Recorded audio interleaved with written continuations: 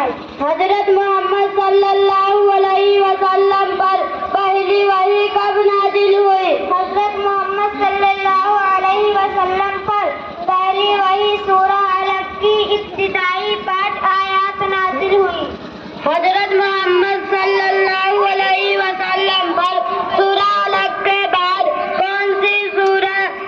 کون سی آیت نازل ہوئی؟ حضرت محمد صلی اللہ علیہ وسلم پر سورہ علق کے بعد سورۃ المدثر کی ابتدائی آیت نازل ہوئی۔ حضرت محمد صلی اللہ علیہ وسلم پر دوسری وحی کب نازل ہوئی؟ حضرت محمد صلی اللہ علیہ وسلم پر دوسری وحی 6 ماہ کے بعد نازل ہوئی۔ حضرت محمد صلی اللہ علیہ وسلم پر سب سے پہلے کون سی سورہ مکمل نازل ہوئی؟ حضرت محمد صلی اللہ علیہ وسلم پر سب سے پہلے سورہ فاتحہ مکمل نازل ہوئی۔ حضرت محمد صلی اللہ علیہ وسلم نے پہلی دعوت کہاں سے کس کو دی؟ حضرت محمد صلی اللہ علیہ وسلم نے پہلی دعوت صفا نامی پہاڑی سے قریش کو دی۔